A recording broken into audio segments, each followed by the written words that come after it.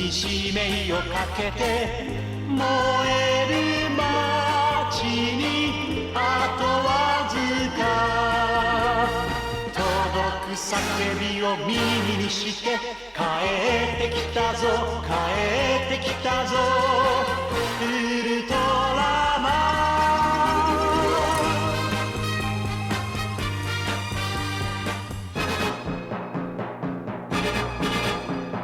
ン十字を組んで狙った敵は必殺技の贈り物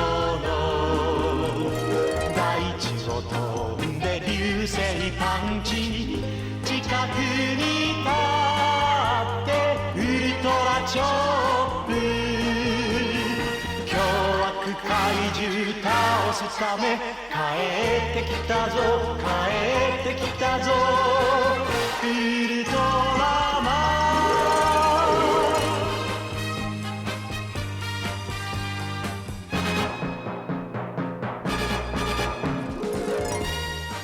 Hello, you are listening to Ultra Q, episode 41. We're back. We have returned.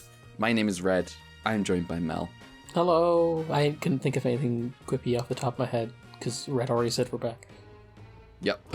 So I took it. We're also joined by Razen. Hello. Spiner, always happy to find. Actually, I'm not. If I saw Spiner in real life, I'd get the fuck out of there. Yeah. Alright, well, we've got three more Spiner, episodes of the I return barely of... know her. Shut the fuck up.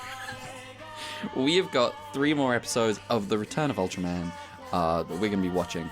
One of them's a two-parter. A pretty significant episode, IMO.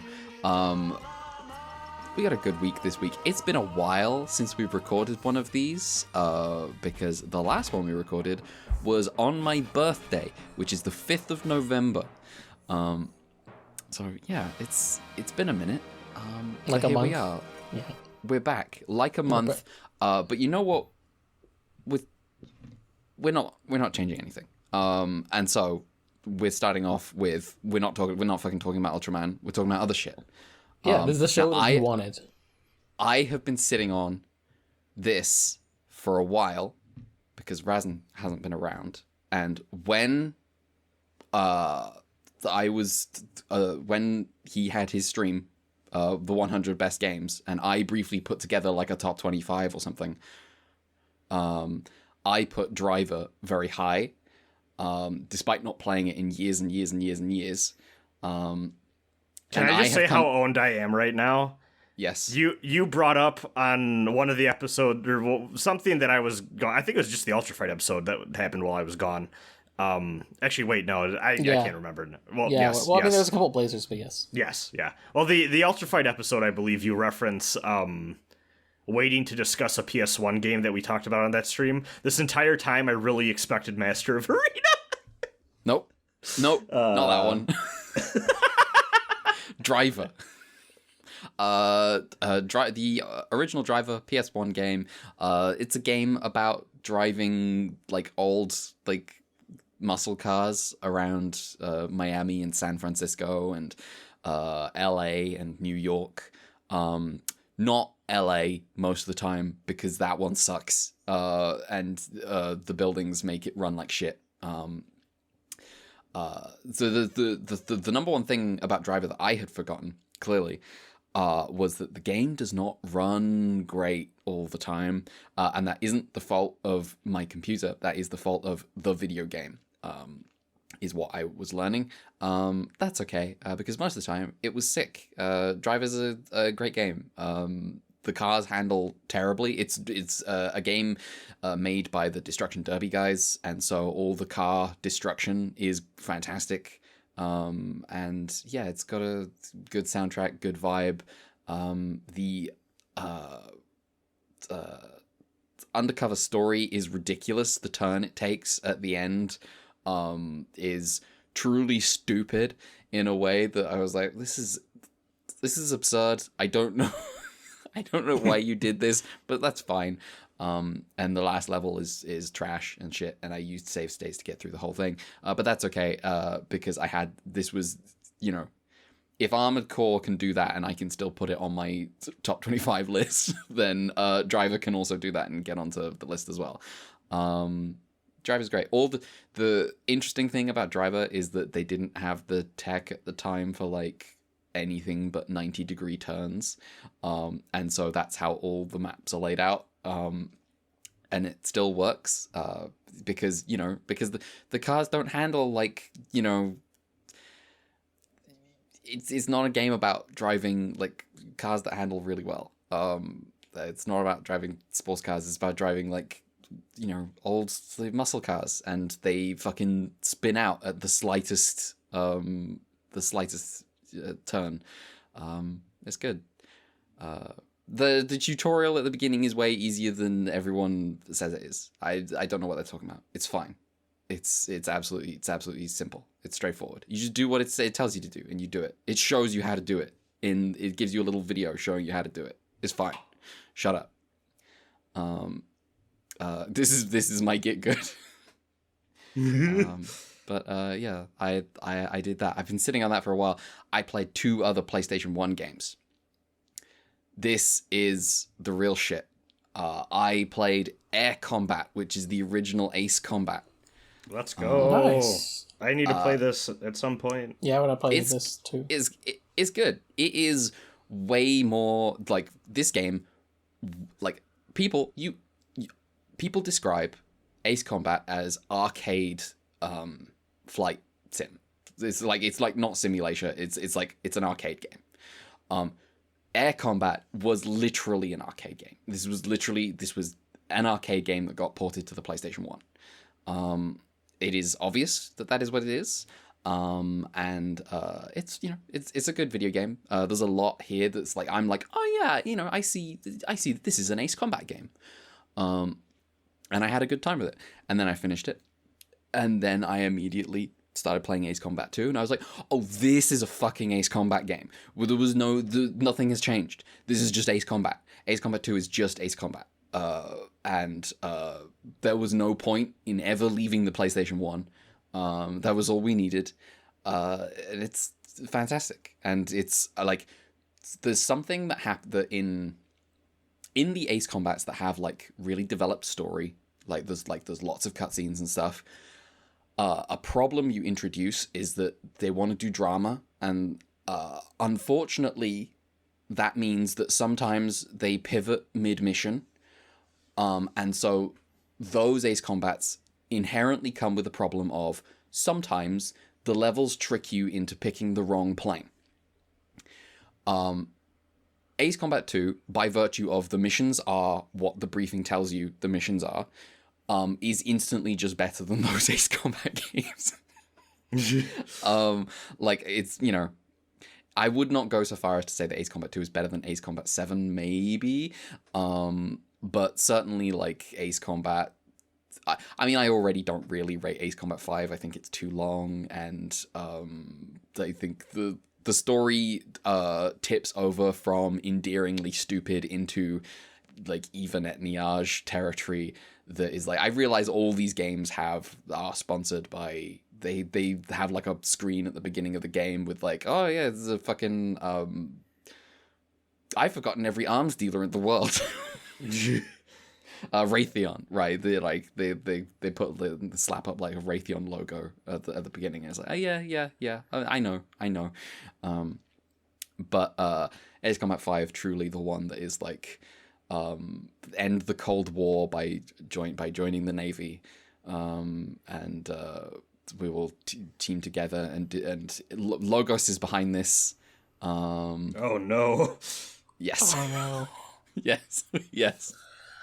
I get where is Gilbert Durandal when you need him? Where is Gilbert Durandal when you need him? Anyway, Ace Combat 2, a good video game. I finished that last night. I am now primed to play a game that is on my backlog. Bingo. Ace Combat 3, Electrosphere. This is the only game in the series, as far as I know, that has the potential to be ridiculous enough to knock Ace Combat Zero off its pedestal. Ace Combat Zero, without a doubt, one of the best. You know, I put it at the top of my list. It's the best game I've ever played. It's so stupid. It's so amazing. And Electrosphere is the only competitor it has. And so I can't wait to play that. And that's me. I've mostly just been, reading some books that, I'm just, reading a long series. I've tweeted about it. I'm reading the Legend of the Galactic Heroes novels. It's a stupid decision, but I'm doing it. They're not... They're good. They're not quite that good. They're all right. It is what it is. Anyway. Who's going next? I've been reading, and by reading I mean listening to, Every Man for Himself and God Above and God Above All. Or is it Against All? It might be Against All. Let me double check. Against All. Against All. Oh, which Werner is, Herzog. Yes, this is Werner Herzog's autobiography, or I guess memoir, more like, because it's just taking like fragments, bits and pieces or whatever, and just kind of him discussing various aspects and things in his life. And it's also because the movie that he made that we know as, I believe, The Enigma of Caspar Hauser, is it? That's what the title was in Germany, was Every Man for Himself and God Against All. This is a wonderful listen. Herzog is just one of my favorite filmmaker. I guess I should say more documentarian, because I need to go through and actually watch a lot more of his actual like directed movies, but I adore him as a documentarian.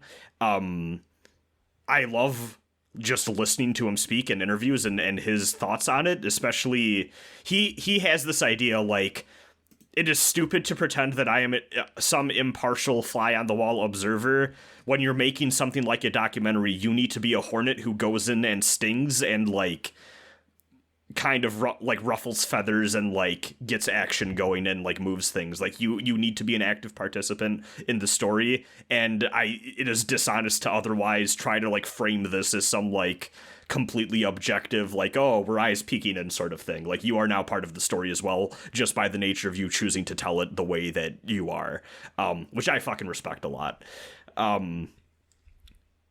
Like, there is something so fascinating about hearing this guy talk about what it was like to grow up in Bavaria in the aftermath of World War II. He was born towards the end of the war, I believe, but, I've been going through some family stuff, as has been alluded to on the podcast, but it was nice listening to this and being thankful. At least there aren't two parts of my family, one who was pro and one who was anti-Nazi.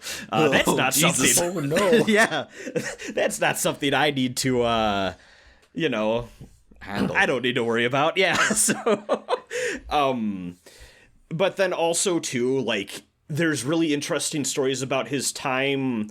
Like, he was over on, like, a student visa or something to spend some time in the United States, and he talks about a family that he befriended here, and, like, a lot of just, like, I don't know if it was, like, late teenage or, like, early young adult years, but basically, like, he got taken in by this really nice kind of religious family or whatever, and he talks about how, like, all of the fun times he had with the sisters in that family and all of the random little, like, hijinks and stuff he got into. And then that whole section ends with, like, as the political climate in America changed, they went further and further into the radical religious right.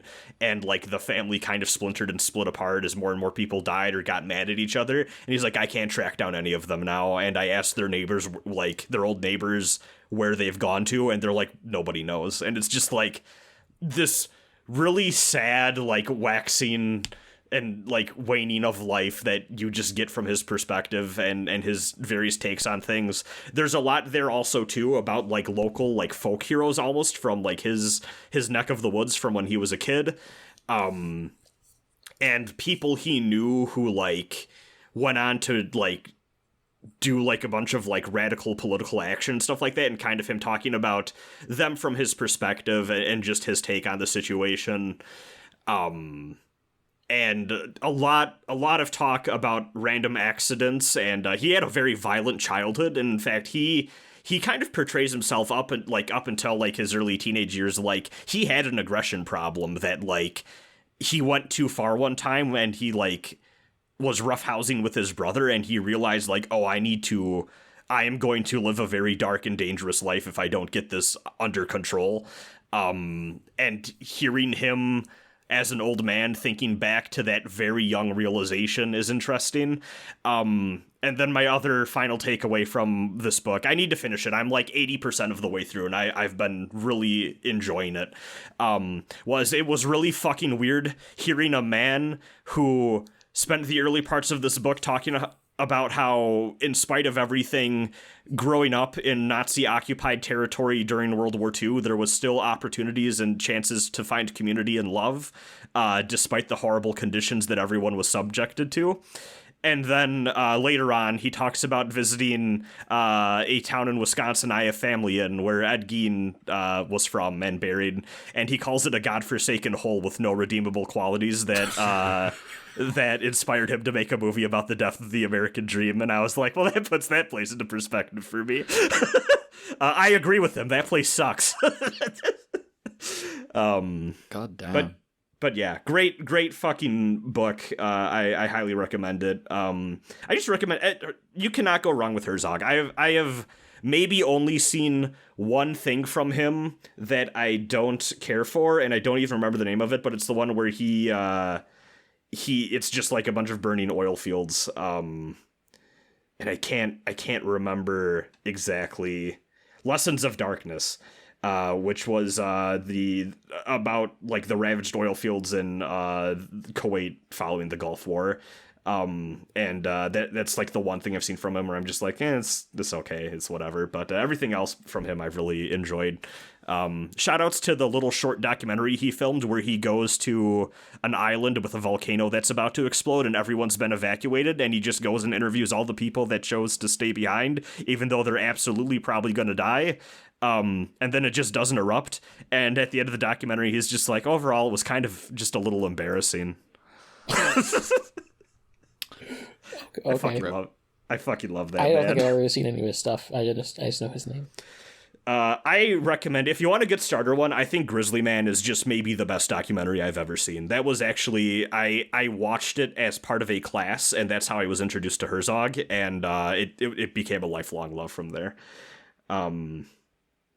Pivoting hard, I've been watching some fucking anime. Hey, I devoured Gundam 00 in that movie. Hey, nice. Hey. I don't think I'll spend too much time here, but yeah, that skyrocketed up. Like I really enjoy season 2. It's so good. I'm glad because like that I mentioned this before on this podcast, but like I watched 00 early on as one of my first Gundam series. And then I watched all of UC, and then I was like, the things I appreciate out of Gundam now that I've seen UC, and also part of that's listening to GGP and that sort of skewing maybe my perspective of Gundam a bit. Will 00 have like the good version of that or the bad version, like some of the Gundam series? But as the good version, I'm finding as I rewatch it, and so hearing season 2 is also good is because some fans are like divided on that. Because I liked it when I first saw it, but I liked it less than season 1 back in the day. I think now I view it the same way I view both Iron-Blooded Orphans and Digital Devil Saga, where I think on paper, I think the first is better put together, but 2 also has all of the major emotional beats that realistically I'm probably going to be thinking about the most when I'm thinking about it as an overall experience. I did not care at all the first time through all of the stuff with and that shit hit me Spoilers, hard. by the way. Oh, I assume, yeah, fuck, I should, like some people here I will, do not worry, I will beep. Okay, just because of some people in our audience. My brain was in we did the thing, for some reason, I started talking about Gundam 00, and I was like, my brain is in the spot that we did with the first season, where it's just like, oh, we'll sequester this off. But yeah, that stuff worked relationship stuff worked a lot better for me in season 2 on a rewatch than it did the first time around. And the one thing I will say, I think that this would have been a more interesting show if a certain villain died at the end of season 1. Because I don't really know how much him being around for season 2 realistically actually adds to the story. You know what? I think maybe that's true. Hang on. Yes. Yep. Okay, Yep. That's there what I we thought. Too. I think every time he shows up towards the end, it feels like a distraction from what actually matters to the characters of the show. And I genuinely think especially that because they have a killer villain. yeah, it is like I get wanting to have him through the whole run. I think that the rest of the show had moved on. They could have even feels like a maybe remnant. taken care of him halfway through season 2. Probably. Absolutely, I think it would have been better. I have never been because I was like less high on season 1. I think as a result of just watching it one episode a day, I was having a miserable time. It was stupid way. It was a stupid way for me to watch that show, but it's okay. I got through it, and also, the moment I got to season 2, I was like, I'm back in. There was like some truly big brain moments. Opening Gundam 00. And immediately just picking from the 4 boys and going T-Area. He's my favorite. Pays off so fucking good. Feasting. Oh, what a guy. The only other takeaway, because I was thinking of Iron-Blooded Orphans a lot watching 00, and I was just like, which one of these two do I actually think I like more? And I think I'm still landing on Aibo. And part of that is just a personal taste thing where Aibo, the situation towards the end feels so like the true roots of all of these problems are so beyond the scope of perception for our main core group in a way that Gundam 00 is literally like, their job is having the big picture. Yeah. Yes. And specifically basically getting a scene of the main character pointing at someone going like, if I'm fucking taking you out and the world will just be a better place. And like, he's not wrong, but also too, just from what I like out of this mode of storytelling, I think I kind of like the desperation and hopelessness of Aibo's situation. Yeah, I do like the aspect of Aibo, and yeah, revisiting 00 was as much to be like, is it as good as I remember, as much as is it better than Aibo? Because, I watched Aibo around this time last year. And so I was like, well, damn, Aibo might be a contender. It depends on how much I like 00 on revisiting. But also, I am feeling like I'll see how I feel by the end, but I might be just like the 00 sicko in me awakens. I'm like, well, you know what? Maybe I like 00 more in the end, just partly for sentimental reasons. But yeah. I also watched that said, 2 good Gundam seasons is not a bad problem to have. Absolutely. I also watched a fan edit of Do You Remember Love extended for about 2 hours. Oh, whoops, I mean I watched Awakening of the Trailblazer. That's mean to Awakening of the Trailblazer. Yeah, one of those is good. I think Raza might go the other way. I don't care. Okay, that's not entirely true. There is stuff in that movie I do like, but oh my god, the battle has never raged harder, and I'm just You know what? That's fair. Mind numbing. I like the movie though. Everyone has to get, there is extremely like. I like the 20 minutes of meat there. Thing. Yes, everyone has to get their thing. When the movie is telling a story that isn't just action beat to action beat, I actually like what's there quite a bit. I like the ending a lot, actually. Adore the ending. But, oh my god, it's just too fucking long. I genuinely think it would have been better if it were shorter. And also, too, I wish it felt a little more like a desperate rush than it does. I think the people they choose to not make it to the end is the biggest fucking coward cop-out shit.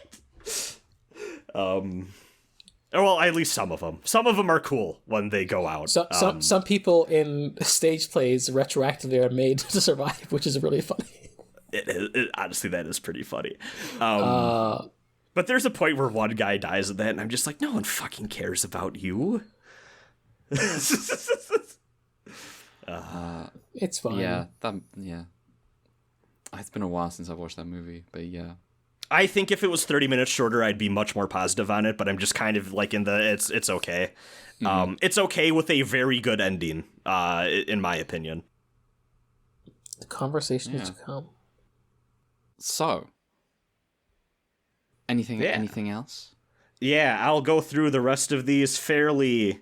I'll try to rush through these. Yeah, I guess you've been away well. Yeah.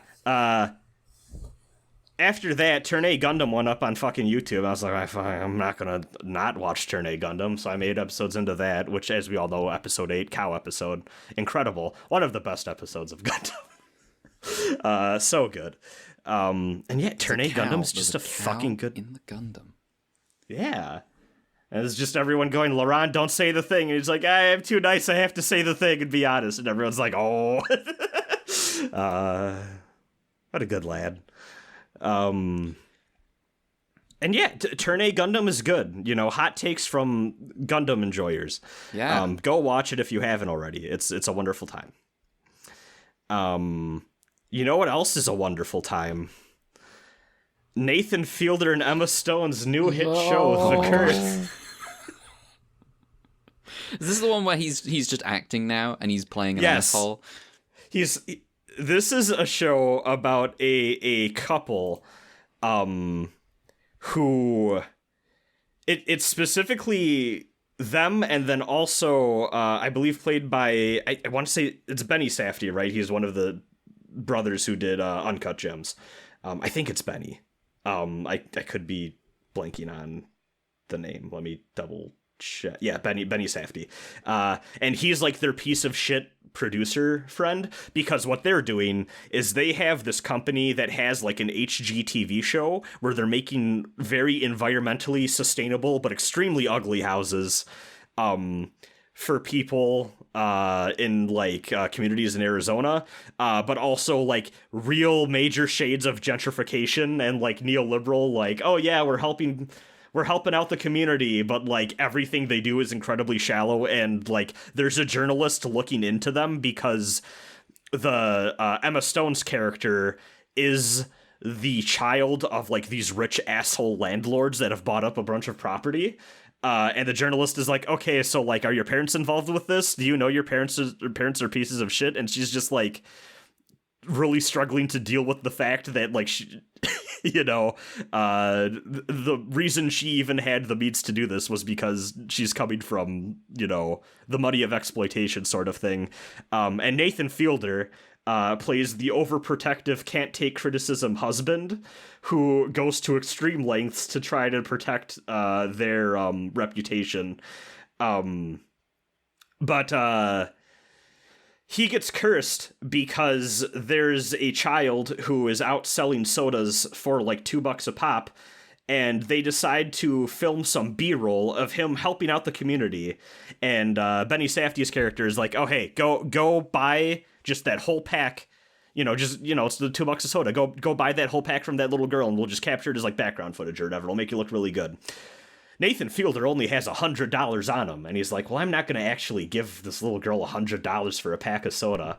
So they record him giving her the $100 bill and taking the soda, and then is like, okay, but give me the $100 back. I'll go to the ATM and get you your money, but like, I'm not giving you $100. And she's like, bro, what the fuck? You just gave me $100 for this. I'm not giving it back to you. I put a curse on you. And now Nathan Fielder is cursed. And he and Emma Stone are trying to conceive, which is complicated by the fact that he has a micro penis, which his father-in-law knows. Important plot detail. extremely important plot detail. There is an entire sequence that is very uncomfortable, where Nathan Fielder's father-in-law is like, "Don't worry, I have a micro penis too. We made it work. You can make it work." And it's one of the most uncomfortable things I've seen in my life. It's just a great, incredibly uncomfortable and awkward show that, like, when you learn that this is the creative synthesis of Nathan Fielder's awkwardness with like one of the Safdie brothers' like claustrophobic tension and anxiety, that's exactly what this feels like. A lot of people are going to fucking hate this show. Even like, I've been watching it with my friends, and we've overall like been very up on Nathan Fielder's body of work, and there's kind of a split in my group of friends whether or not people like this or not. I like it a lot, but some other people are just like, it's not working for me. There's an incredible sequence in the second episode where Nathan Fielder has to do like a Mission Impossible style plot to get dirt on a casino he used to work for, and just watching Nathan Fielder bumble his way into like getting back into the old office he used to have so he can download files is so fucking funny. Like every possible like spy movie thing he tries to do just goes horrifically wrong. It's a great time. And yeah, excellent. It's fun. Other than that, I've been playing video games. These will be very short. Me and the lads have been playing Melty Blood. It's just a good time, you know. We're doing the classic hop on Melty, send the gifts from Discord, and playing a little bit, and I feel like my F Ryogi's doing pretty good in the games we've been playing. Also been playing some Left 4 Dead 2. Helped my friends get the gnome achievement last night, where you carry the gnome to the helicopter at the end of that one campaign. That was fun. Tekken 7, I don't know why I even wrote this. I played like 5 games of that. More like 15.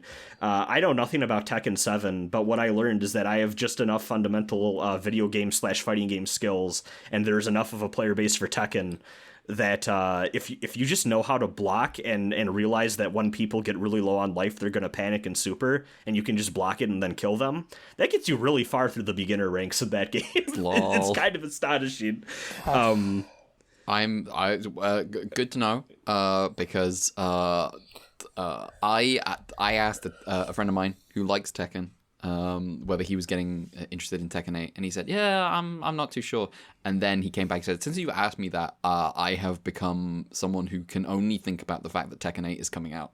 So, do you want to get Tekken 8 too?" And I was like, "Kinda." So, hell yeah. I guess it sounds like I'm not gonna get good at Tekken. That's never gonna happen. But I can play it. One of my friends is I don't want to say a known quantity in the Chicago Tekken scene, but he recently got third at a local tournament in the general area, and only lost because he was fighting against probably the best Midwestern player of his character. Damn. Yeah, but he's been my friend Jake has been a good help in getting a handle on Tekken, just overall been having a good time with that. It's the one game where I'm like, I'm gonna learn hitbox with this game because Tekken benefits a lot from hitbox, honestly. That wasn't the most exciting fighting game thing I've been doing though. Tekken 7 is old and moldy. But what's new and shiny is the beta for Under Night In-Birth 2, Sis Celeste. Hell yeah! Which Mel joined me for a random Tagalog stream for, which, thanks, Mel. Yeah. I got my ass kicked a lot, but then also, too, I went into the Under Night dedicated Discord, and I was like, oh, all of the people who I recognize names of who was kicking my ass are just, like, avid Under Night people that are, like, in here, and were, like, just, like, making their comments about like, oh, so-and-so and this is different and that is different, and I'm just like, okay, no, like, it makes sense that the people on this beta are also the people that are like sickos real deep in there. I opened it up, I checked that Aurier is basically exactly the same, and then I closed the game, and I was like, I'm happy until the game releases. Yeah. Whew, my boy Chaos is not the same. Yeah. He got burfed, which is buff nerfed. Most notable change, well, there's two. It used to be the case, every character in this game has a thing called a force function, which is you hit two buttons and your character does a unique thing. For Chaos, the character I play, who is a book nerd who summons a big lizard, he's like a puppet character, kind of like those, like Carl from Blaze Blue, or Zato from Guilty Gear, if you're familiar with Yeah, or Mario those. from Type Lumina. Yeah, and Ken from Persona 4 Arena. All the puppet characters. But he summons a big lizard friend who you can move independently and also attack at the same time that you're attacking. And it's just its own unique style of play that I never thought I'd be a puppet character guy, and then like Mario kind of turned me into one, honestly. But it used to be the case that when your lizard was out and, you know, harassing the enemy, they had to use either a medium or heavy strength attack to delete the lizard. Now it just needs to be, it's like any attack button. Ooh. Big change. Big change. You have to be smarter with how you position and place your lizard. The important thing to note is, like, when the lizard is standing near them, they can't just hit it. Like, the lizard has to be in a hittable state. Like, you have to be using a move or gearing up, like, recovering or winding up a move, basically, for them to be able to, like, delete it and get some space. But what this does mean is that if you go for, like, a tail swing or a claw strike and they see it coming a mile away, they can just hit their lightest whatever, like, really fast jab button, and I lose that interaction, which is scary. And that's taken some getting used to. I got my ass kicked a lot this beta. But I've also been playing around. He has some new toys, like his new force function. It used to be like a flip thing that he did. That's now just baked into like a different part of his moveset. Now what it does is that the lizard breathes like a carpet of flame on the ground, and it's really good at hitting people if they're being careless. And I made a lot of people mad with that, I could tell. So excited for that game. A lot of Chaos players seem to be going full Doomer mode with it, but also too, like, there's one guy I know who's like probably the best. I don't know him like personally, but just like I've seen what he's posted online. I've seen video footage of him playing. The guy who seems to be the best like North American Chaos player is like, I think it's an adjustment period, but we'll be fine. So I'm choosing to believe in his analysis because he seems to be the guy who knows the most in, you know, America about playing this guy. So, yeah, the last thing I have is I did a couple runs of Needy Streamer Overdose, unrelated to any happenings in the VTuber world right now. Mm-hmm. I want to play that at some point. It's it could What a collection of sounds. it could do with a little less edge, I think. I think that this game actually has some interesting points to make about being, you know, a creator online while also not having great mental health, and the balance between your personal well-being, being successful at, like, you know, having an audience that likes you, and also the boundaries you have regarding doing things you're interested in versus selling the fuck out.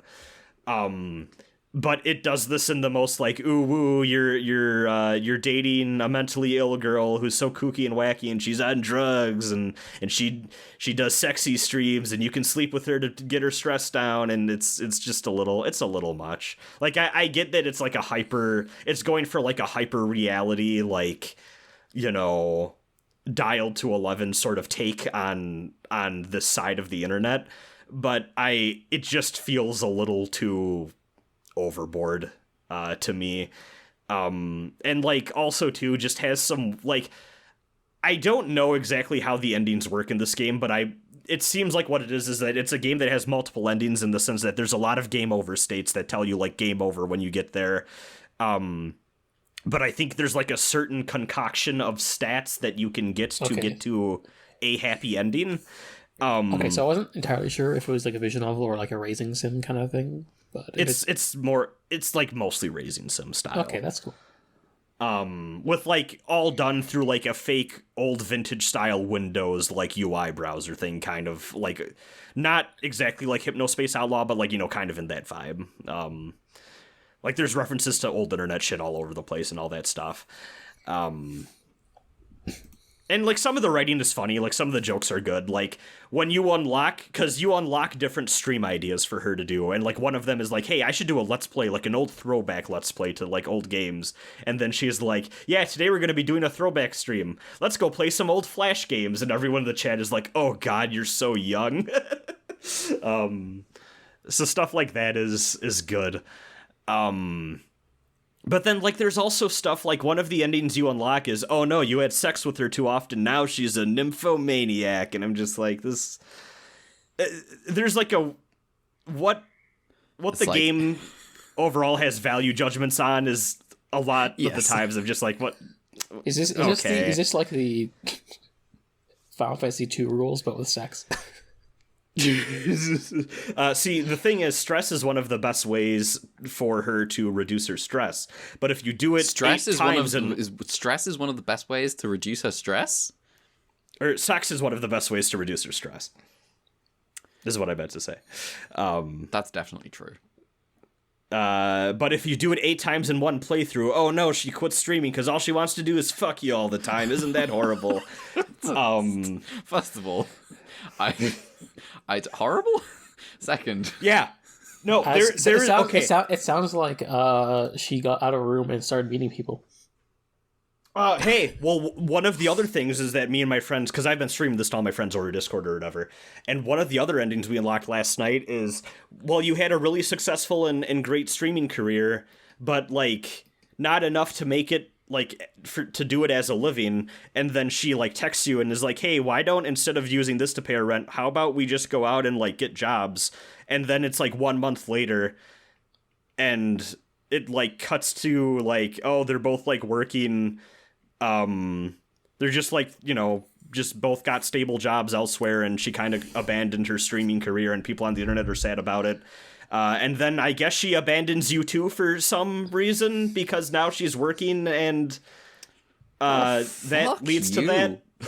I don't get it. It's stupid. It's dumb. Okay. It's really dumb. The most I know about this game is that every VTuber I have ever watched has played it, and it looks mad stupid. But I did like that one stream where Mume deliberately tried to be the worst moderator of a chat in the world. I'm mad that the moderating thing actually isn't more involved than it is, because what the moderation actually does is that you unlock some bonus dialogue by highlighting super chats for her to read at the end, but you can only do 2. And if you catch a shitty comment and you delete it fast enough before she can see it, which is like a hidden counter, like you don't know when you're clicking to delete it if you get it or not until you actually like delete it. Because if you delete it fast enough, she'll get 1 point of her stress counter removed. But if you're too slow, you just delete it with nothing happens.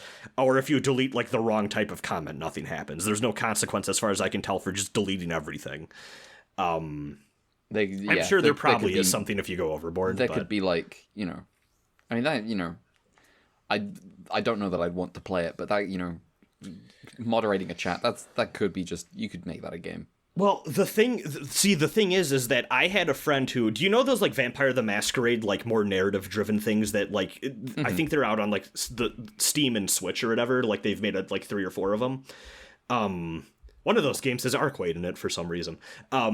But one of those games, I had a friend tell me when that game came out, it does, one of those little narrative things does an interesting thing where, like, you become the moderator for your sex worker friend or something, and you have to play this mini game where you have to moderate the chat of the stream, but you can't over-moderate or else people get mad and leave, and then your streamer friend's like, what the fuck, you need to let them be a little thirsty for me. But if you under-moderate, it's also like, okay, I feel bad, people treat me like shit, and you have to find like a really delicate balance of how creepy and weird do you let these guys be in the chat. This is immediately gonna run into the wall of the people making this game have an opinion about what is the correct level of weird to allow in a chat. Yeah.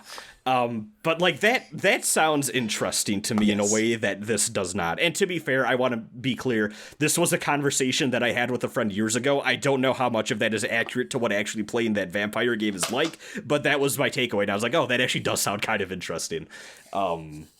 But yeah, I don't know. I'll probably go back, and what I think I'll do is I might do like one more run or two, and then I might just do like a walkthrough to see like, okay, what's actually the requirements to get whatever the like endings are. Also, I think the game is just a little like, it just leans a little too hardcore into like that like VTuber streamer subculture thing of like, oh, the cute mentally ill girl where that's part of the charm, and oh, she's taking prescription drugs, and it's just yeah, I don't know, it just kind of rubbed me the wrong way. That being said, though, you can unlock a stream where she just smokes weed out of costume and gets banned, and that is extremely funny. I mean, it's a little relevant right now. Yeah.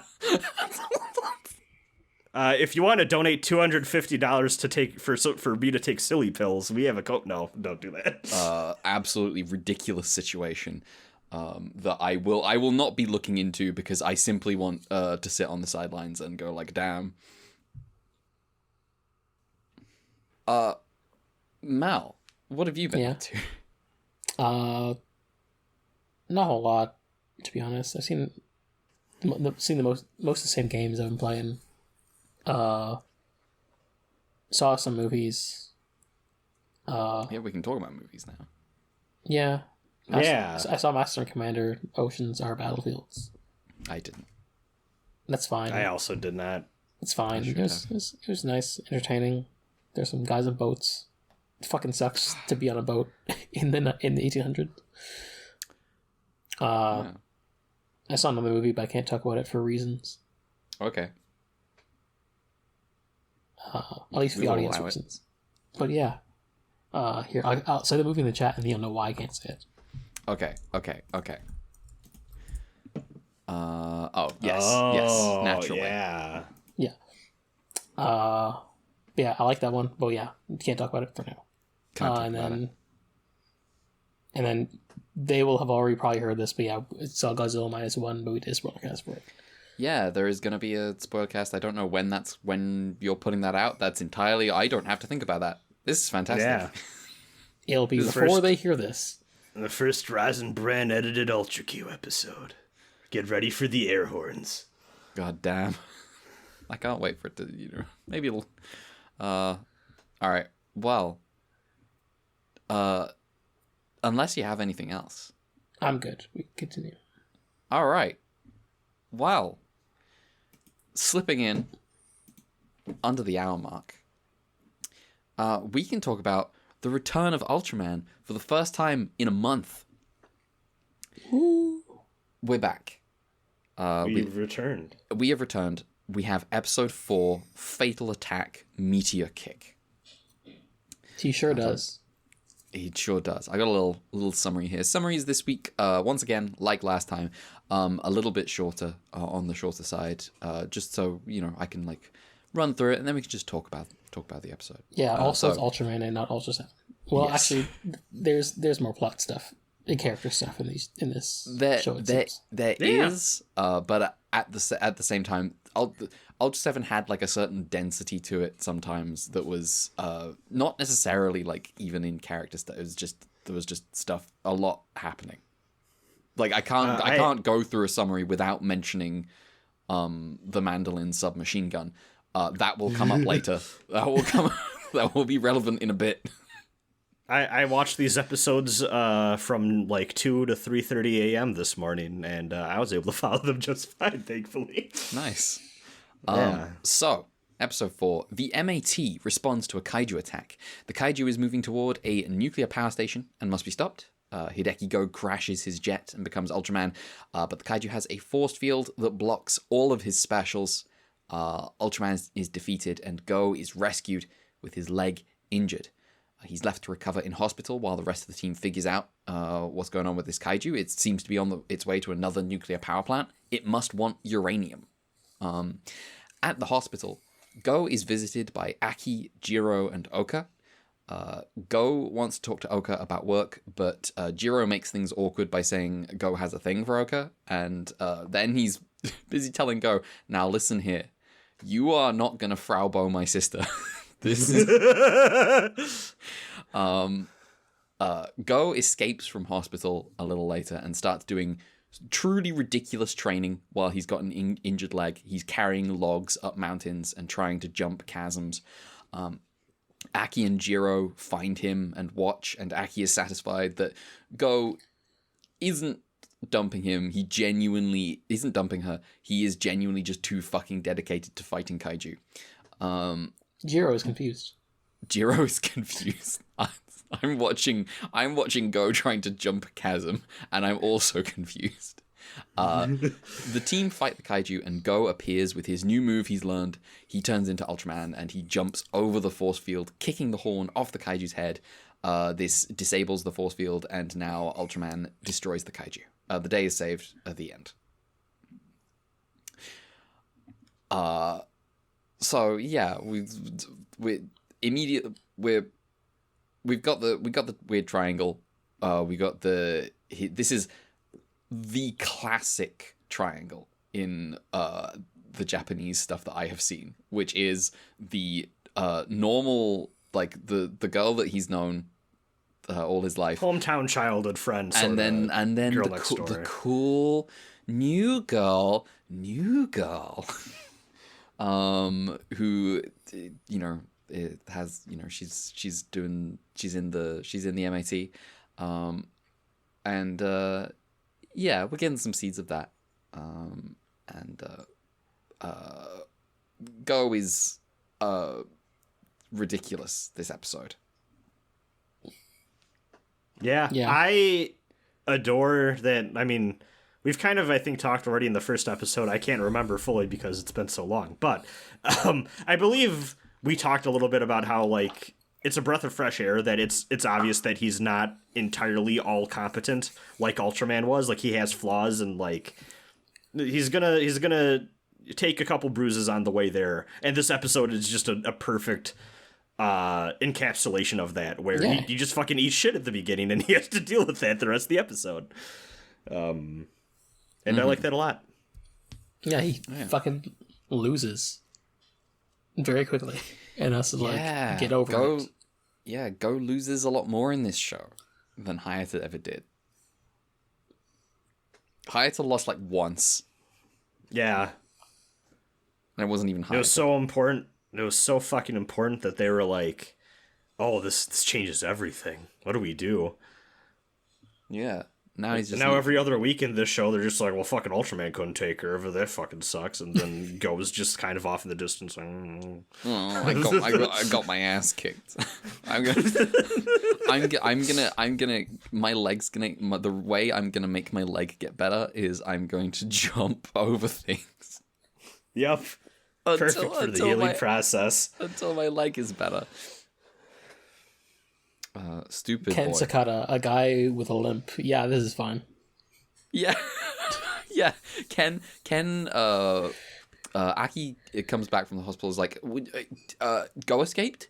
Go escaped. Is he here? And Ken's like, no, he's not here. I know where he'll be. He'll be doing his old training routine, and it cuts to Go, like, carrying a log over his shoulders. And I was like, what are you doing? It was, first of all, it was shot from the side, and so I couldn't see that it was just a straight log, and a brief part of my brain was like, oh my god, he's carrying a crucifix.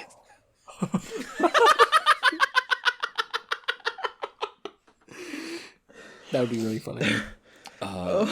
They should have done that. They should have done that. You should have been carrying a crucifix up there.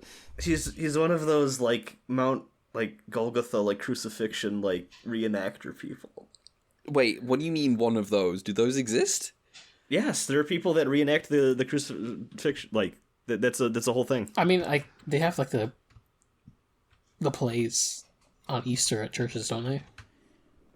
I mean, or is it different? I as far as I know, I have yet to see anyone in Britain reenact the crucifixion.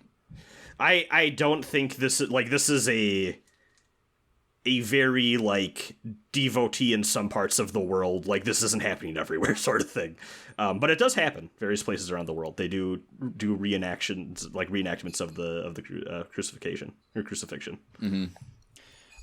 Britain simply not Christian enough.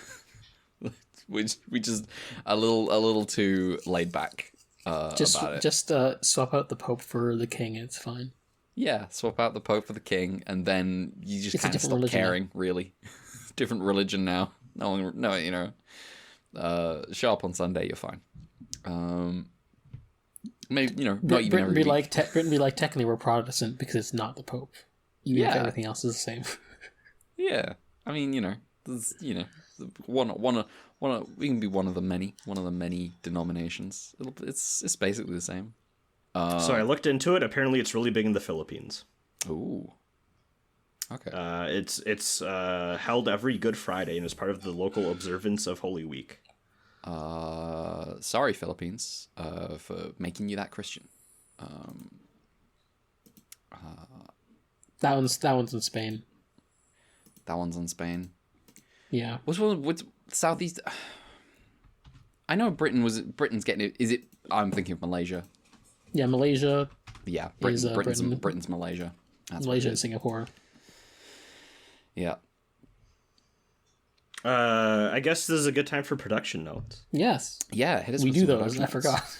We do those. This was directed and written by the same team behind episode 3. This is Masanori Kake, who, if you recall, the only real note I had on that guy is that he was like the bigwig behind that like company president comedy series that I do remember was this. popular there for a little bit. And that's about it.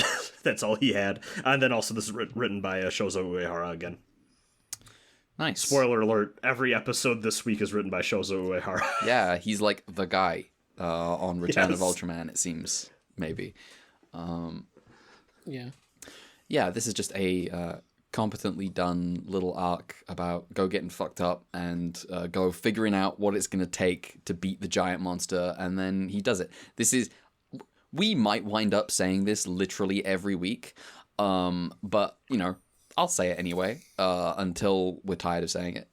This is just the show that we expected Ultraman was going to be. Yeah. Yeah.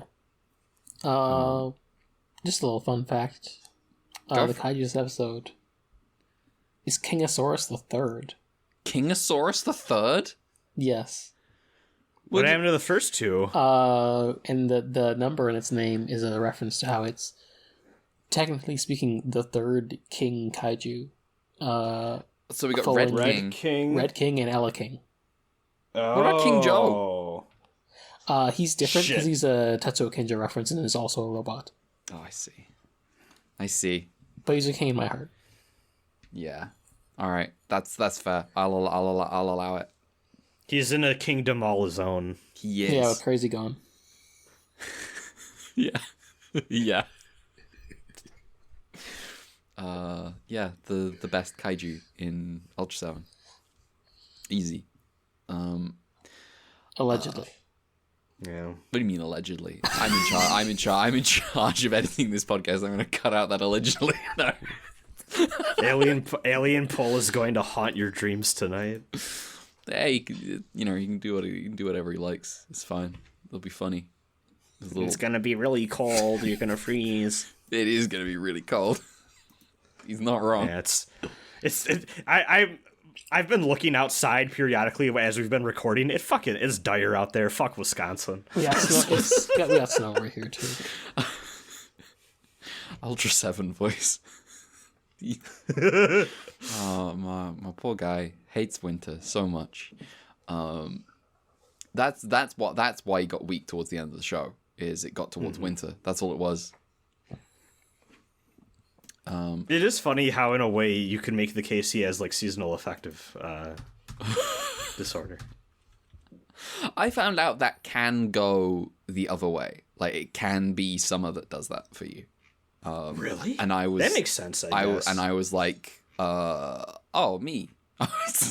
So I was like, oh, okay. I don't actually think so. I just hate summer normally. I don't think it gives me any depression. I think I'm all right. All right. Well, do we have anything more to say about episode 4, Fatal Attack, Meteor Kick? No. This is a pretty good one. Yeah, this is a pretty good one. Main event, episode 5 and 6, 2-parter. Shockingly, did not expect based on their titles. Yeah, I've got a summary for both, individually, and I'll just run through this first one quick, and we'll see how we feel at the end of it, whether we want to just go straight into the next one or not. Episode 5, 2 giant monsters attack Tokyo. Go and is it Kishida? Yeah. Yes, Go and Kishida are called out to investigate a kaiju egg, but Kishida's like, man, this is just a fucking rock. Go is less sure, and when they get back to base, Kishida is really mad that he's still talking about that fucking rock. They're interrupted by a kaiju attack, and in the fight, Go disobeys Kishida's command to fire because he spotted a little girl nearby and he didn't want to blow her up. Kishida hates Go so much right now, and the captain I think that's been Go, the most consistent trait of Kishida since the beginning, which is fine. Yeah, I now have, after these 2 episodes, I now have the guys sorted out. The 3 guys that aren't the captain or Go, I have them kind of straight in my head now. Kishida is Nepo baby, hates Go.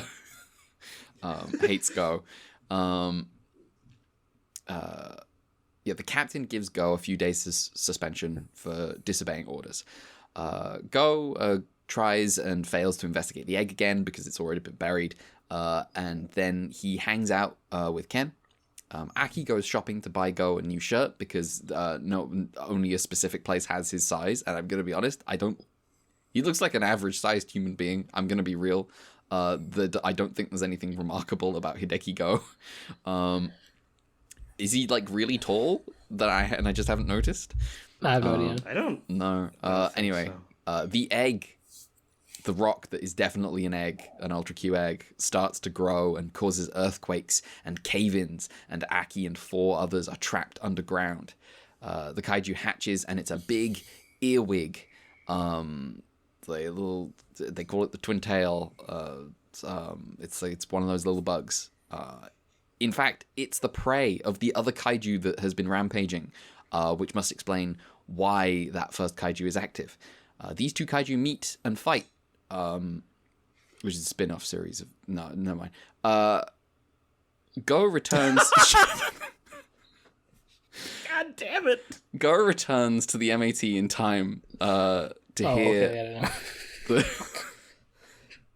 Go returns to the MAT in time to hear the Commander Kishida order the team to bomb the fuck out of Tokyo. Wait, Commander Kishida? Yes. Like our man in the team, Kishida, he's a Nepo baby. He's his uncle. Go hears this order and quits on the spot. Ueno urges him to stay, but Go, weirdly, can't be persuaded while his boss is telling him to murder his not girlfriend. He goes to try to dig Aki out of the rubble, and the captain decides to disobey orders and rescue the civilians first before bombing the kaiju.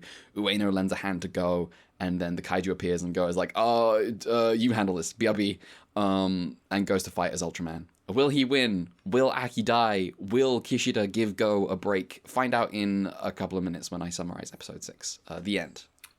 I just have 3 notes actually. One, I really appreciate how they took the thing from Ultra 7 where it's like, oh, Ultra 7 just fucking knows what's up immediately. He has the ability to just access his vast knowledge of the secrets of the world and the universe and identify alien shit. And they just give that to Go because like he has the enhanced like senses and stuff that he immediately is like, oh, there's like a heartbeat, like this is an egg. Like I just know this is an egg. I know. Yeah, and also, like, oh, I can see that little girl running around on the ground, and him having this knowledge, but then not, because he's not our boy Dan, Like he doesn't have the hyper competency to like make good on this information, so he is kind of at the mercy of other people believing him. Yeah, it's a very good dynamic. He's the rookie. He's not the. He's pride not and joy the of the shining. yeah, the pride and joy. That's the phrase. He doesn't have the authority to simply go, oh yeah, that's that alien, and everyone goes, how do you know that? And you have. Hideki has to come up with a reason why he knows that. He can't just dan it and just go, I just know. Shut up. Is that flirting versus harassment? Unexpected alien information. Yeah. I really like how much Kishida gets mad at Go. It's like, would you give me? It was a fucking rock. I shot it. Nothing happened. Give me a break, please. I do love how it's like we need to figure out if this is this a rock or is this an egg? And you just shoot it. Kishida got this job through nepotism, and he does not appreciate being made to work for it. We will see how this develops. The Also, kaiju... just an aside, Jiro found the egg, kind of. Well, at least reports it. Yes, I did not it's not mention this in the summary, but yeah. yes, Jiro finds the egg. It's on like a construction site, which is why it gets buried later. They just bury it. They're just like, yeah, And he's talking to the adults, and he's like, "This is absolutely a kaiju egg," and the adults are like, "Really?" And he's like, "Yeah, let me call it in," and they're just like totally believing this kid. Like, "Oh fuck, I guess we found a kaiju egg." Shit. Honestly. Some of the smarter adults that we've seen in these shows. Sometimes you just believe it's a kaiju. Just do that. Yeah. I've mentioned this on, but I would absolutely be the person going, it's a fucking rock. Like, come on. Were you telling me there's a giant monster in here? Shut up.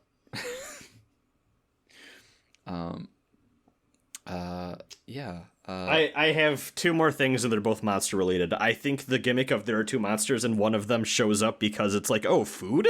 When the first one shows up is really good. Yes. Also, Twin Tail's design makes me very uncomfortable. It's something about the face and its position on its body makes me like squirm a little bit when I see it. Yes, it is literally just those those bugs, earwigs standing, but it's like standing up. But it's standing weird, yeah. Yes, it's like that's the part alarming. that kills me. It's the fact that the face is like slithering on the ground and the rest of it is just upright, like a cobra about to strike. That makes me feel uncomfortable. Yeah, I love that. I love Twin Tails. I think it's great. Yeah.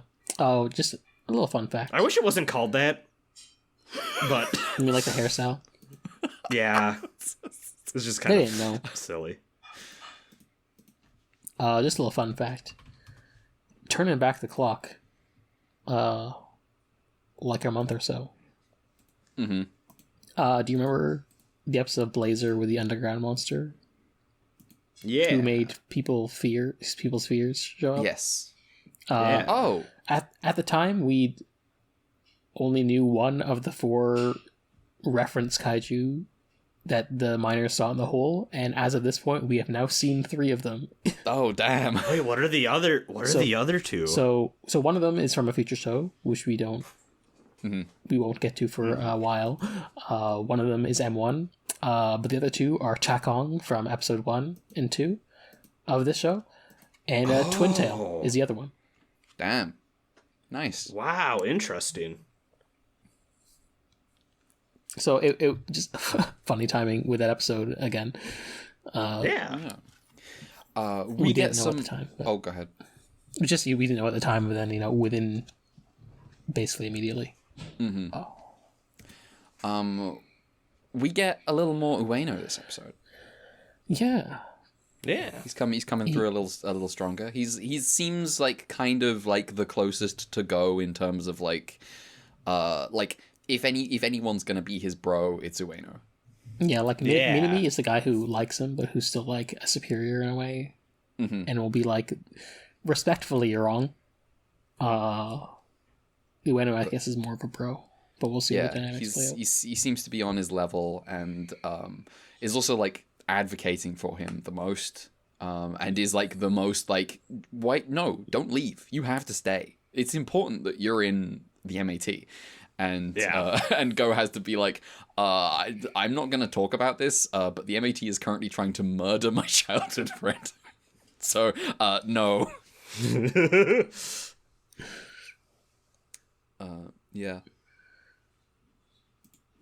We significantly low on. I realize we have the jets, but we haven't. The show has not fawned over its vehicles enough. Which is funny because they look really good. Like all of the vehicle stuff looks pretty good compared to like the last 3 shows we've seen. But like that's going away a little bit. It feels like. Yeah, we don't have There's names a for bunch of them. things. Oh, like there are names, but like we haven't gotten the show yet. Yeah, that's the thing. It's like episode 1. I knew we had the Ultra Hawk, and it split. It was like 3 things that split off and combined. Even the car had a name. Even the car had a name. Was it the Pointer? Yes. Yeah. Yeah. The Pointer was cool. Yeah. All the kids love the Pointer. I love the. And it can fly. Yeah. Now it's like 30 episodes in. Yeah, weirdly absent this, and especially funny given what happens at the end of episode 6. But yeah, it's strange. I would like a. I want a rundown of what's in their garage, just quickly. Don't have to do too much, but I can look it up if you want. I would like it. Oh, we could do that. I don't want to. You've already been spoiled so much. Like it's fine. I know which wiki page I need to look at. Okay. Yeah. Okay. So the vehicles we've seen so far. There's on the Matt wiki page. There's the Matt Arrow 1 and 2. Mm-hmm. The Matt Arrow 1 is the one that's more like a jet. The Matt Arrow 2 is more round. We have the Matt Gyro, which is like more of a helicopter. Okay, yeah, that and makes then sense. the car is just called the Matt vehicle. It's a bit. The Matt vehicle. All right, That's cool, Nick. that suits me. I'm when doing like summary for this episode, and I say, Ultraman is fighting Twin Tails, and in my brain it's just. He's fighting the needy streamer Overdose. So I've just posted an image of Tosaka Rin. As we find out, Ultraman's still weak to Tails, especially when there's 2 of them. Yes. The real meat is probably in the next episode, so we can move on to a summary of it. Because we don't even get an Ultraman fight this episode. Yeah. No. Which I respect. We just get set up for it. Immediately ends. Immediately, yes. Episode 6, Showdown. Monsters versus Matt. Well, I asked 3 questions. Will he win? Will Aki die? Will Kishida give Go a break? Let's answer question 1 right at the top. No, Ultraman does not win. He gets his ass kicked. They jump him. The commander, who I will from now on refer to as Uncle Kishida, is really fucking mad the team didn't bomb the kaiju like he said. And so the team is like, okay, we'll go bomb the kaiju. And then in the next attack, the team, they bomb the kaiju. It's and literally like a 10-minute second scene. Yeah, it does nothing. And Uncle Kishida's like, well, I got a new idea. Let's use Spiner. I lost my shit. So for a second, it didn't click with me, and then I was like, wait a minute, why do I know that term? And then I went, oh shit, it's the fucking explosive from Ultra 7. It's the Dinosaur Tank episode. The high explosive from the Dino Tank episode, the episode where they cure Bin Furuya's irrational fear of dying in an explosion. Yeah, what a fucking nerd. And Soga guns down a man with a mandolin. And now Go has to worry about his girlfriend being killed in an explosion. It's, yes, it goes irrational fear of Aki dying in an explosion. God. Everyone in Ultra Series stuff are just so anxiety riddled when it comes to explosive capabilities. Ken Fucking- has a backstory on where he got his irrational fear of dying in an explosion.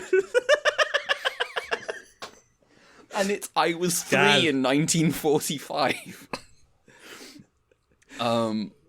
Okay, so yes. People aren't happy about this whole Spiner thing. But the evacuation of Tokyo begins while Ken, Jiro, and Go stay by the bedside of Aki, who has been rescued but has suffered severe injuries and can't really be moved long distance. So they just take her home and set her up in a bed there. People urge Go to return to the MAT. Everyone urges Go to return to the MAT, but he refuses. The team visit and realize the Sakura family has no intention of evacuating. And Ken says, I was 3 in 1945, and we start seeing photos from World War II of Japanese cities that have been firebombed. And Ken says, we would pray to the B-52s that bombs wouldn't fall on us. And the captain is like, okay, that goes hard as fuck, but I don't think you're aware that there is no chance you will not survive the Spiner. And goes like, Spiner? Are you fucking joking? Alright, we're gonna go get Uncle Kishida to see sense. Unfortunately, Uncle Kishida doesn't like the team's new plan. But young Kishida, yes, I will be calling him that from now on, asks his uncle to reconsider, and Uncle Kishida is immediately like, yeah, sure, whatever. It was that easy. Anyway, the team launched the coolest anti-kaiju operation. He was saying that, like, this is your last chance or Matt is disbanded. Yes, this is your last chance or Matt is disbanded. And the team launch the coolest anti-kaiju operation so far, which is we can see the giant kaiju in the distance, and the team is gathered on 2 jeeps with rocket launchers that will fire like paralyzing darts or something. And the captain's just like, all right, charge. I'm like, hell yeah, let's go. They drive up, they hit one in the eye, and then disaster strikes and it becomes a mess. I gotta say, it looks like they're having so much fucking fun recording it. Like, everyone involved looks like they're having a blast. Yeah. There's an amazing shot where the kaiju knocks over the jeep and a little, like, model person is thrown from the jeep, and then it cuts back to Minami doing a roll into shooting his gun, and it's so cool. And I'm like, this is the greatest thing I've ever seen. I love the green screen shot of, like, Hideki like running in front of Twin Tail. Yes. There is some incredible egregious green screen stuff happening in this episode. Where was I in this summary? Yes, Go turns into Ultraman, and this time he's able to 3 kingdoms it a little. He pitches one kaiju against the other, and when at this point, one wins, Twin Tail's like blinded. Yes, so. Twin Tail's blinded, so it's the hunter is able to kill its prey. Twin Tails is no more, and then Ultraman jumps in and destroys the It's other like a kaiju. hazy shot now. Yep. The team emerges from the dust and smoke. Well, the captain emerges first and is like, where is everyone? And then they all emerge one by one, and he thanks them individually for their efforts, saying, thank goodness you're okay. And Aki wakes up, she's fine, and she sees Go's smiling face in the clouds. The end. And the pigeons. And the pigeons, yes. It's so funny. We're back to the hero is being layered over the sky. It's not quite Dan Pogging, but you know. I like whenever Is this the best 2-parter we've ever gotten? It might be. I think it is. Might be. I mean, we did have the finale of Ultra 7. Is that a? Oh, that is a 2-parter. That is a 2-parter. That is never a 2-parter. Mind, never mind, that is never true. Mind. I would put that above But also, this. it's But this is is a finale, so maybe it's cheating. But also, this is like that like of what I think of when I think of like mid-show 2-parters. I like this ruled. Yeah, this is like definitely, this is probably was- the best we've gotten. Yeah. It's definitely better than like the other 2-parter in Ultra 7. Yes. I mean, the other 2-parter in Ultra 7 has the problem of the first episode's really great, and then the second episode is the just second a episode is, fucking mess. It's stupid. Ooh, yeah. And yeah, the 2-parter in Ultraman's like fine. Yeah, it's like, you know, definition of mid. Like, you know, it's all right. But yeah, both episodes here were just like really good and got me hyped up. Yeah. Just good shit going around. I was not expecting the literal just photos of the cities. When Ken says, when I was 3 in now the show 1945. actually takes place.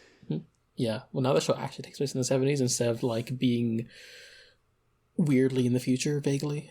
Oh, right. Yes. So they don't have to do that thing where they're pretending that Ultraman is set in whatever it's supposed to be set.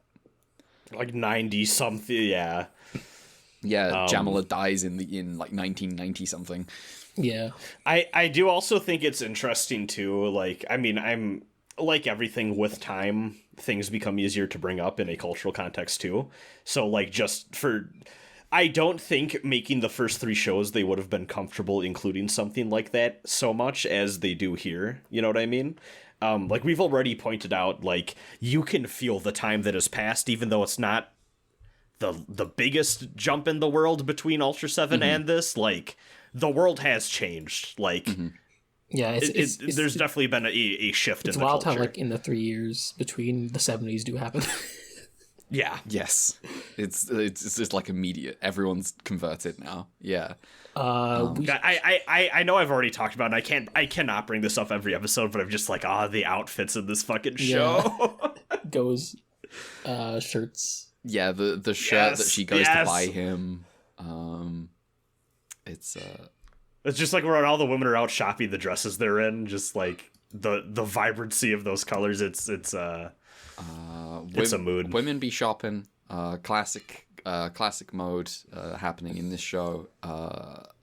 And the thing where Ken's like, look, she was still holding onto your shirt as like a signifier of how much she cares about Go. I was like, this is very stupid, but okay. Hideki just be like, no, we shouldn't be shopping, and she's like, but I must. You don't understand, you don't understand, but what, it's like the ending of Ultra 7, he's like, no, you can't go shopping. She's like, I'm sorry, I must shop.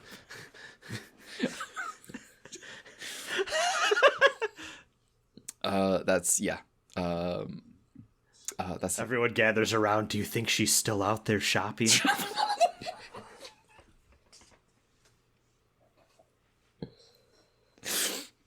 Yep. That's how it is. I mean, we talked about it a little bit, but that final the scene on just like they just get on jeeps. They don't have like special vehicles or anything. They just get on jeeps and drive out there with like rocket launchers and just fight kaiju. I was just like, this goes hard.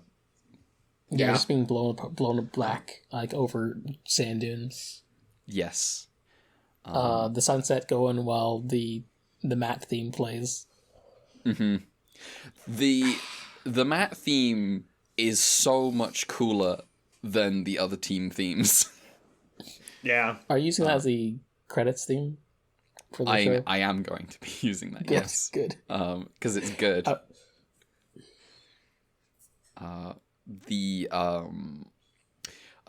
What's the other stuff in this episode? So yeah, we talked briefly about Spiner coming back. This is just grabbing a thing from another show. It obviously Ultra 7 is not. We've talked about this. Ultra 7 is like a different timeline. It's like an AU, right? Because this is a sequel to Ultraman. Yeah, there's a sequel to Ultraman. Yeah. And so is Spiner their chocobo? I guess it'd be like their crystals. Well, I guess we'll see. We'll see if Spiner comes back again. But it is a fun pull. It's a fun pull. It's simply good to be reminded that Dino Tank exists. Sorry, Toru. It's just how it is. So I'm looking at the booklet right now, and I'm laughing because there's clearly a typo where the first they type it Spiner in the first instance of the summary, but then for the rest they call it Sniper. Oops. Autocorrect. Killing in this manual. Truly. Yeah. Kaiju design still by Ikea, by the way. Cool. He seems to be doing a good job. As much as I think his rules are evil. The one who looks like a discount Ella King, I don't care about as much, but I'm a big Twin Tail fan. I think Twin Tail is the one of the breakout ones from this season. Yeah. That makes sense. It definitely made me feel revulsion in like a good way more than any monster I think we've had from the show so far. I got production. We got a new guy. Is unfortunately kind of... I hope this isn't the case for everyone I talk about in this show, but this is yet another case of like, oh, they don't exist on the English internet at all. Damn. And when you look into like Japanese Wikipedia, fucking barely anything other than where they went to school and what they worked on.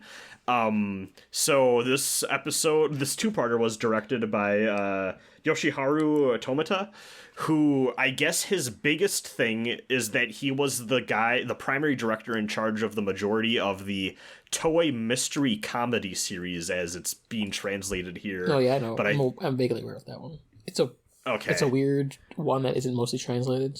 That kind of goes through a bunch of like different phases.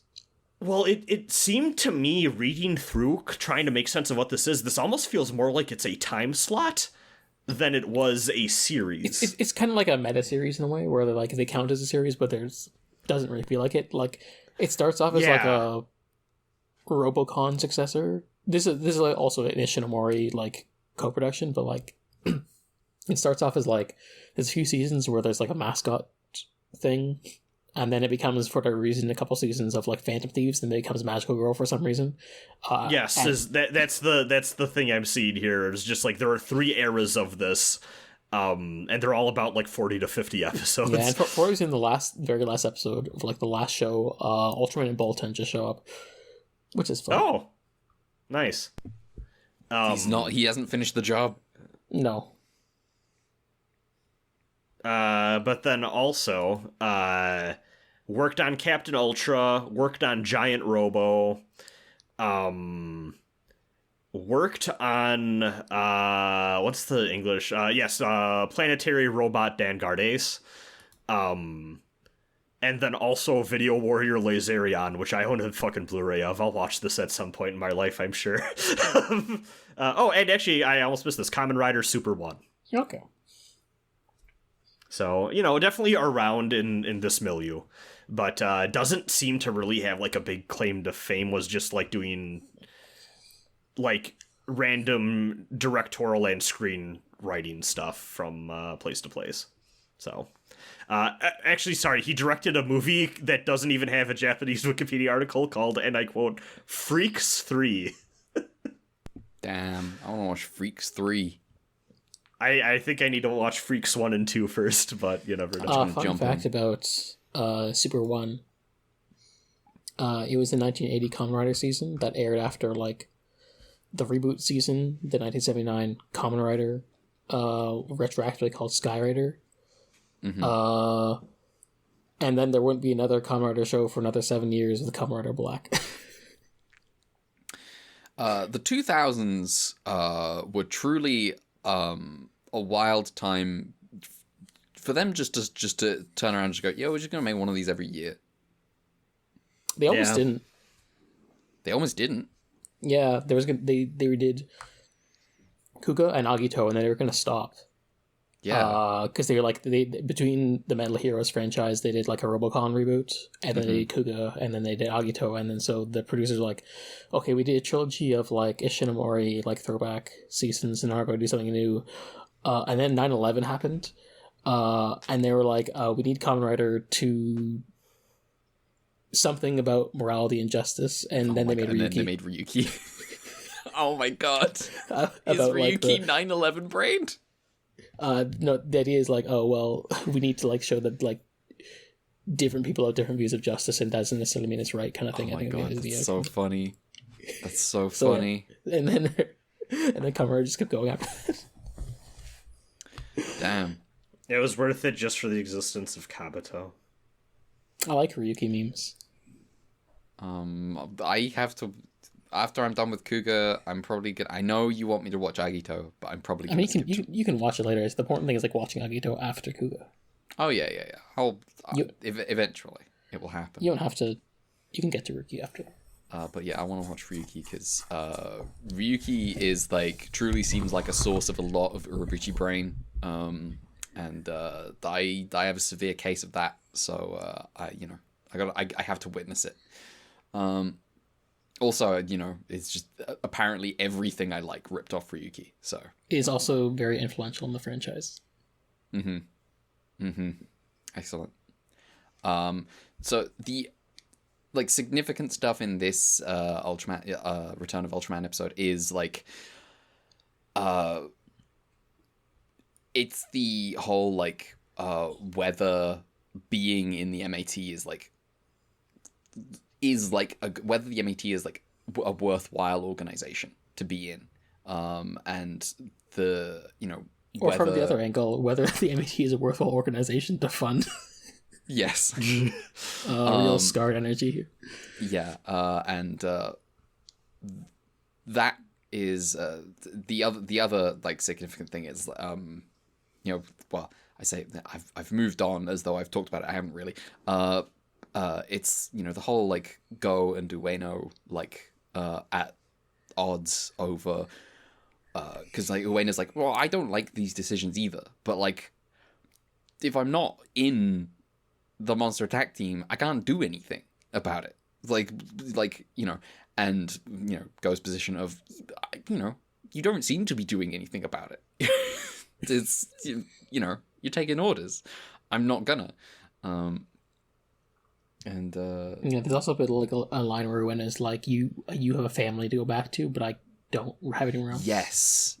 Ueno's position of like, you can leave because you have other stuff. I don't. So it's the monster attack team or nothing. He's like a character from Ultraman or Ultra 7. They don't have a life outside he doesn't exist outside of the team. But now it's framed as tragedy. And the other stuff in this episode is, I kind of glossed over it, is like Ken saying like, so you're just gonna live here and just hope that you don't get hit by the bomb, and Ken being like, well, let me tell you, son, a little bit about a little thing called World War II. It's like wild. I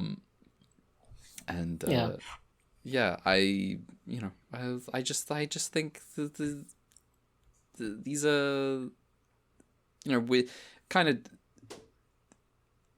it's like a little stop, but like framing it as like, it's a little, specifically not talking about Japan getting bombed, like talking about Japan getting bombed in the context of the authorities are like in charge of Japan are about to bomb Japan is like a little different than usual. With it being, it's sort of frames it a little differently about like, what's the situation resulting in Japan getting firebombed. Kind of reminds me of like watching Grave of the Fireflies and no one ever really talks about America. Yeah, it's weird. For more on that, go listen to our Godzilla -1 spoil. Wait, do you talk about Grave of the Fireflies? Not Grave of the Fireflies, No, but I see. Just because the premise of the movie, Tokyo Firebombing.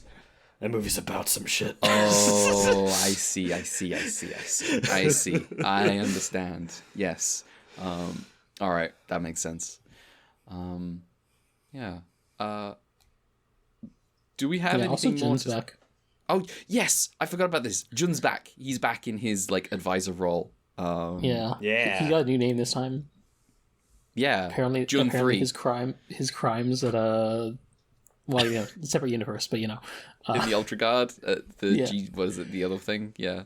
Yeah, his new name is Satake. Nice. He's Jun 3. Yeah, he's the one who gives the idea to use Spiner.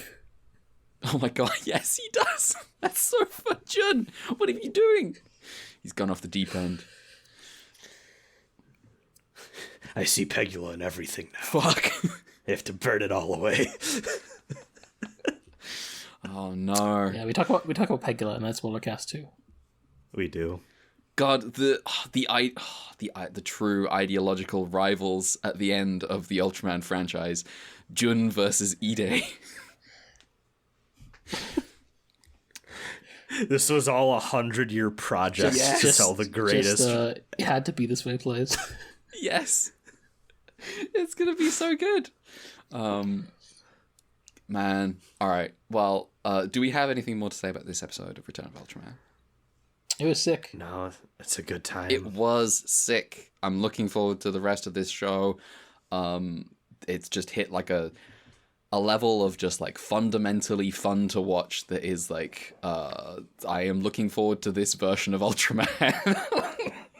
Yeah. Yeah, it's gonna be great. Well, if we have nothing, color timers. Yeah. In fact, the color timers are a bit fun this week. Nice. Ooh. Because episode 4, we got 2. The first one is 1 minute 54 seconds, and the other one is 1 minute 52 seconds. Very nice. But wait, there's a bonus. Because at some point in like the second fight, he says Ultraman has 30 seconds left, which means I of course had to check if he really had 30 seconds left. And from when he says that line to when Ultraman disappears, it's 52 seconds. Damn, they were under 3 minutes, but they still went over. That's so it's funny. funnier. It gets funnier. So next. Episode 5 is 2 minutes and 12 seconds with an asterisk. Because there's 2 in episode 6. The first one is 27 seconds. However, Ultraman is already transformed from the end of the last episode. Therefore, by adding them both together for like the single scene, it is consolidated 2 minutes and 39 seconds. Oh, they're still honest. Yeah. They're still under. Unfortunately, the second no. scene, 3 minutes 11 seconds. Fucked it. The most involved session we've had. Yeah. Alright, sick. Well, if that's everything, we can go into plugs. If you want to follow the show on Twitter, you can do so at ultra_Q. That is at ultra_QUEUE. I am also on Twitter at gender_redacted. Mel. Hi, I'm on the sites at Dick Rounds. There's ultraqpod@gmail.com for the email, ultraqfund for the coffee. Rasen. Yeah, I'm Rosenbrand. You can find me at my VTuber account, OMG Kawaii Angel Chan. No, that's a lie. You can find me at Rosenbrand. That's RASENBRAN. I'm back to Elden Ring and having a good time. Just cleaning up shop towards as we reach the end of that game. Still got a super boss to do though. Not looking forward to that. But I'll get there. I'll do it. All right. Sick. Join us next time. 3 more episodes of Return of Ultraman. 7, 8, 9. We're back. We're fully back. We're just in the swing of things. So yeah. See you then. Bye-bye. Goodbye. Later.